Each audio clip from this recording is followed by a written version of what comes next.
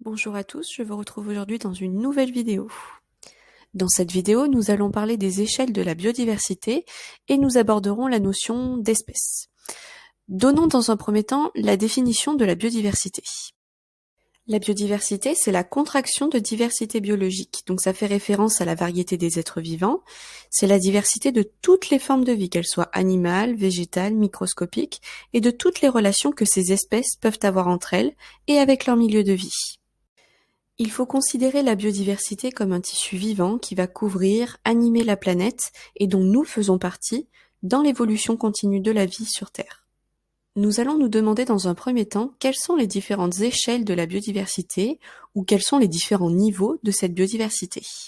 On peut distinguer la biodiversité à 3 niveaux successifs qui vont être imbriqués les uns dans les autres. Le premier de ces niveaux, c'est la diversité écosystémique ou la diversité des écosystèmes. La Terre présente une grande diversité d'écosystèmes dont l'ensemble forme la biosphère. Un écosystème correspond à un lieu donné, comme une forêt, un étang, une dune.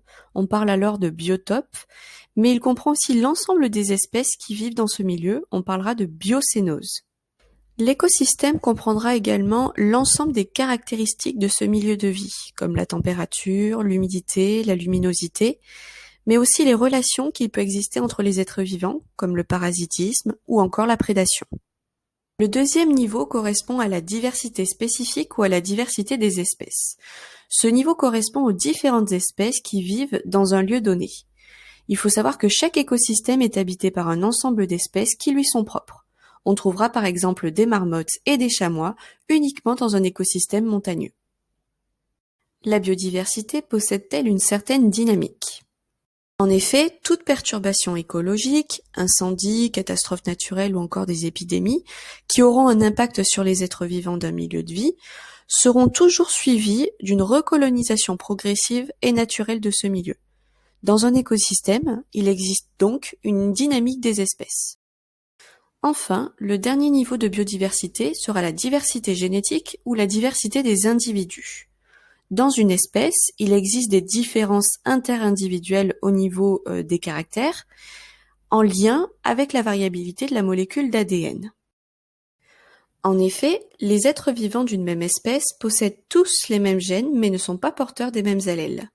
2 allèles d'un gène ont des séquences nucléotidiques très proches, elles ne diffèrent que de quelques nucléotides, mais ces légères différences peuvent modifier le caractère concerné.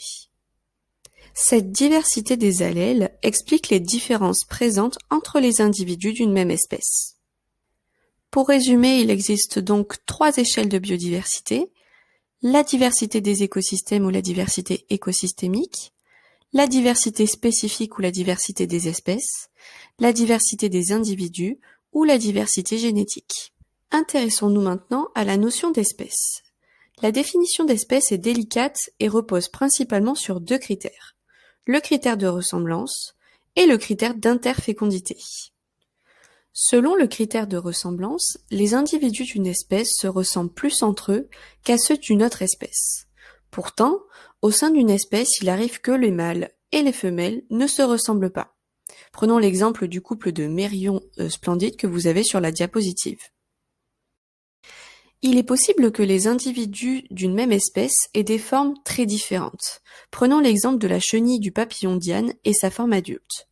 On peut voir ici que ce seul critère de ressemblance peut conduire à considérer des individus d'une même espèce comme appartenant à des espèces différentes. Il faut donc faire attention. Passons maintenant au critère d'interfécondité. Selon ce critère, les individus d'une même espèce peuvent se reproduire entre eux et engendrer une descendance viable et fertile. C'est actuellement le principal critère retenu pour définir la notion d'espèce. Cependant, il faut faire attention car des hybrides qui sont issus de la reproduction de 2 individus qui appartiennent à une espèce différente peuvent être fertiles. Prenons l'exemple de l'ours brun et de l'ours blanc qui peuvent avoir une descendance fertile. Cela nous montre bien que la notion d'espèce est un concept créé par l'être humain pour décrire la biodiversité et que ces regroupements ne sont pas toujours le reflet de la réalité biologique. Je vous remercie pour votre attention et je vous retrouve très prochainement dans une nouvelle vidéo.